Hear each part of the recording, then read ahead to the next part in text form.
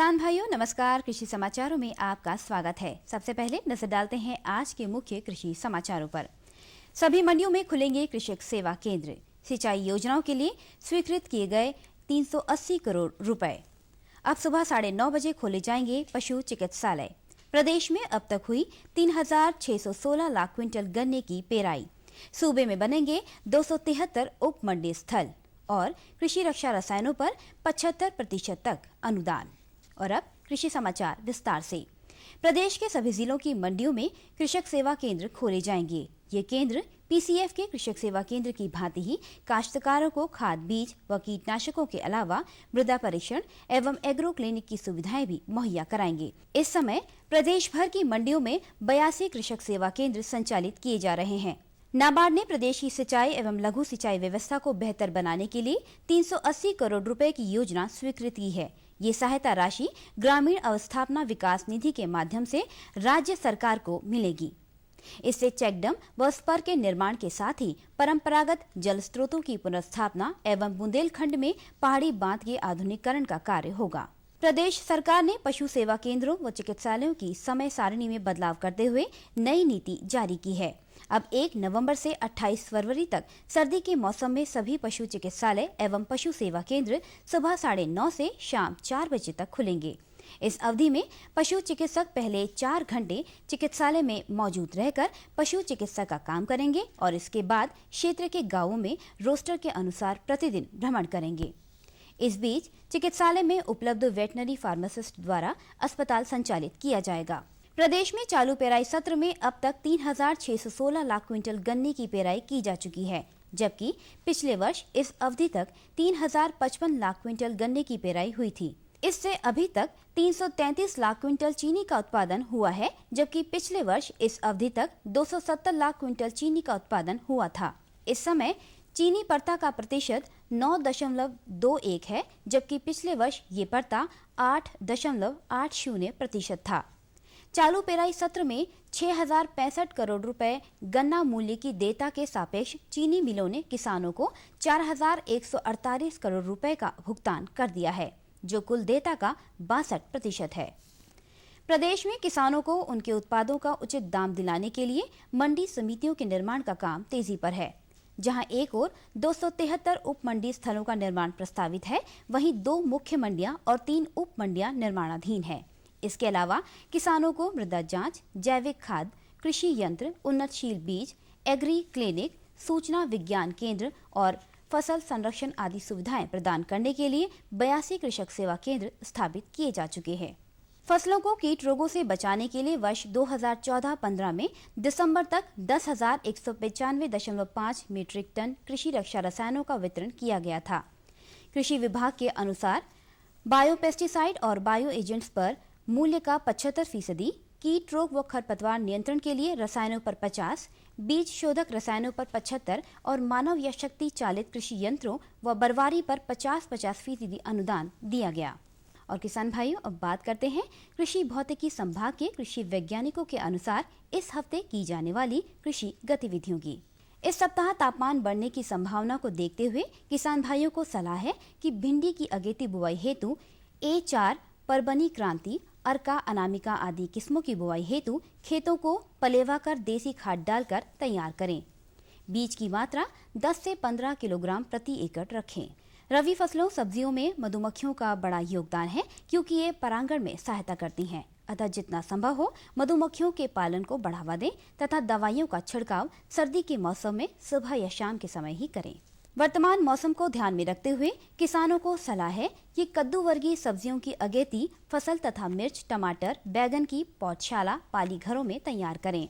सरसों में सफेद चूर्ण रोग तथा चेपा कीट की निरंतर निगरानी करते रहें। यदि सफेद चूर्ण रोग के लक्षण दिखाई दें तो इंडोफिल M45 2.0 ml को प्रति लीटर पानी में मिलाकर छिड़काव करें व चेपा कीट के अधिक पाए जाने पर रोगोर या क्विनोलफॉस की 2.0 ml को प्रति लीटर पानी में मिलाकर छिड़काव करें। किसान भाई चने की फसल में फली छेदक कीट की निगरानी हेतु फेरोमोन प्रपंच को 3 से 4 प्रपंच प्रति एकड़ उन खेतों में लगाएं जहां पौधों में 10 से 15% फूल खिल गए हों। टी अक्षर आकार के पक्षी बसेरा खेत के विभिन्न जगहों पर लगाएं। गोभी वर्गीय फसल की निराई गुड़ाई करें।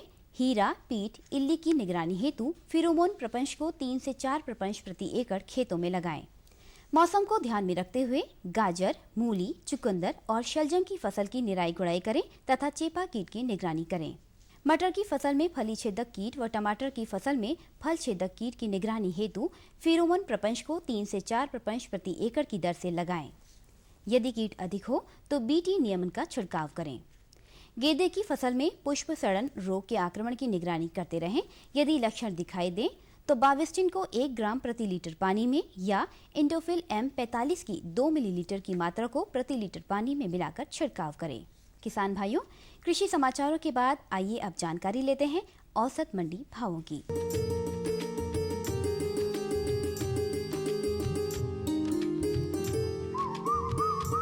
धान शाहजहाँपुर मंडी में 1345 रुपए, सीतापुर में 1362 रुपए, फैजाबाद में 1360 रुपए और हरदोई में 1365 रुपए प्रति क्विंटल के हिसाब से बिका। चावल की बात करें तो चावल शाहजहाँपुर मंडी में 2010 रुपए, सीतापुर में 2160 रुपए, फैजाबाद में 2065 रुपए और हरदोई में 2160 रुपए प्रति क्विंटल के हिसाब से बिका। गेहूं शाहजहाँपुर मंडी में 1560 रुपए, सीतापुर में 1557 रुपए, फैजाबाद में 1535 रुपए और हरदोई में 1540 रुपए प्रति क्विंटल के हिसाब से बिका। मसूर की बात की जाए तो शाहजहाँपुर मंडी में मसूर 5240 रुपए, सीतापुर में 5150 रुपए और फैजाबाद में 5715 रुपए और हरदोई में 5510 रुपए प्रति क्विंटल के हिसाब से बिका। गुड़ शाहजहाँपुर मंडी में 2300 रुपए, सीतापुर में 2350 रुपए, फैजाबाद में 3145 रुपए प्रति क्विंटल और हरदोई में 2440 रुपए प्रति क्विंटल के हिसाब से बिका। सब्जियों में आलू शाहजहाँपुर मंडी में 525 रुपए, सीतापुर में 585 रुपए, फैजाबाद में 680 रुपए और हरदोई में 490 रुपए प्रति क्विंटल के हिसाब से बिका। टमाटर शाहजहाँपुर मंडी में 935 रुपए, सीतापुर में 1050 रुपए, फैजाबाद में 900 रुपए और हरदोई में 1180 रुपए प्रति क्विंटल के हिसाब से बिका। प्याज शाहजहाँपुर मंडी में 1160 रुपए, सीतापुर में 1542 रुपए, फैजाबाद में 1490 रुपए और हरदोई में 1520 रुपए प्रति क्विंटल के हिसाब से बिका। हरी मटर शाहजहाँपुर मंडी में 1500 रुपए, सीतापुर में 1550 रुपए और फैजाबाद में 1835 रुपए प्रति क्विंटल के हिसाब से बिका। बैगन शाहजहाँपुर मंडी में 600 रुपए, सीतापुर में 800 रुपए और फैजाबाद में 915 रुपए प्रति क्विंटल के हिसाब से बिका। तो किसान भाइयों, ये थे आज के कृषि समाचार और औसत मंडी भाव। अगले अंक में हम फिर आपके लिए लेकर आएंगे कृषि जगत से जुड़ी नई नई जानकारियां। तब तक के लिए दीजिए अनुमति। नमस्कार।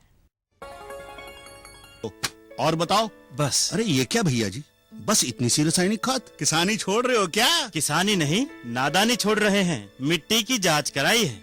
अब तो लालाजी जितनी जरूरत है उतने ही उर्वरक खेत में डालेंगे। हाँ किसान भाई आज ही अपने जिले की नजदीकी भूमि परीक्षण प्रयोगशाला में मिट्टी की जांच जरूर करवाएं और मिट्टी में पोषक तत्व, नमी व पौधे के विकास को देखते हुए केवल जरूरत के अनुसार ही पोषक तत्व डालें। और हाँ, मिट्टी में गंधक, जस्ता, बोरोन जैसे सूक्ष्म पोषक तत्वों का पता लगाना भी न भूलें। उर्वरक और जैविक खाद के सही उपयोग से भूमि का उपजाऊपन बनाए रखें, उत्पादकता बढ़ाएं, खर्चा घटाएं और बहुमूल्य विदेशी मुद्रा बचाने में भी सहयोग दें। और हाँ, धीमी गति से नाइट्रोजन उपलब्ध कराने वाले उर्वरकों जैसे नीम लेपित यूरिया को प्राथमिकता दें और यूरिया का पत्तों पर छिड़काव करें। अरे वाह, तू तो सचमुच समझदार हो गया रे। अधिक जानकारी के लिए संपर्क करें जिला कृषि अधिकारी या किसान कॉल सेंटर।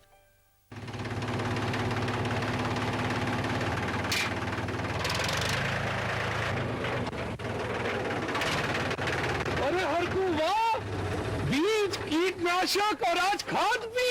अरे इतना खर्चा कहाँ से? अरे खर्च की चिंता किसे है, मेरे पास है ये किसान क्रेडिट कार्ड। कार्ड? अरे बैंकों द्वारा जारी इस कार्ड से किसान उसकी सीमा तक की रकम कभी भी बैंक से निकलवा सकता है और खेती बाड़ी की सामग्री कभी भी खरीद सकता है। कर्ज के झंझट से भी छुटकारा और तो और बिजली के बिलों का भुगतान, डीजल इससे खरीदना और आसान हो गया है। तो हर को भैया एक कारण मेरे लिए भी। किसान क्रेडिट कार्ड के लिए नजदीकी बैंक से संपर्क करें और पाएं ढेर सारे लाभ। श्यामू भैया, सरकार कह रही है पूर्वी भारत में भी दूसरी हरित क्रांति आएगी। अरे ये तो पंजाब और हरियाणा में हुआ था, यहाँ तो अनाज की पैदावार अब भी कम है। सरकार की बातों में कुछ तो दम होगा। आखिर यहाँ बारिश 3 गुना होती है। चलो वैज्ञानिक का नंबर मिलाते हैं। अरे वाह, आ गए। नमस्ते सरपंच जी। हाँ भाई, उपजाऊ जमीन की कीमत को पहचानो। जरूरत है सिर्फ सही किस्म और तकनीक अपनाने की। पूर्वी भारत में सरकार कम गहरे नलकूप और बोरवेल के निर्माण के लिए सहायता दे रही है। लेकिन सरकार से और मिलेगा क्या? भरपूर मदद। जमीन की तैयारी से लेकर फसल की कटाई तक तकनीकी सलाह।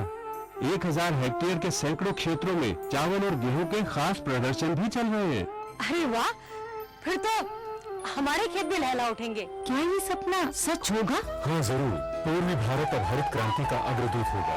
आओ हम सब मिलकर कदम बढ़ाएं। खुशबू की फुहार में, स्वाद की बहार में, तरक्की की तानों में, खिलती मुस्कानों में, हरे भरे पौधों में, बड़े बड़े सौदों में, मधुर भिनभिनाहट में, खुशियों की आहट में। एनएचएम बागवानी मिशन, हमारी चाहत, आपकी मुस्कुराहट।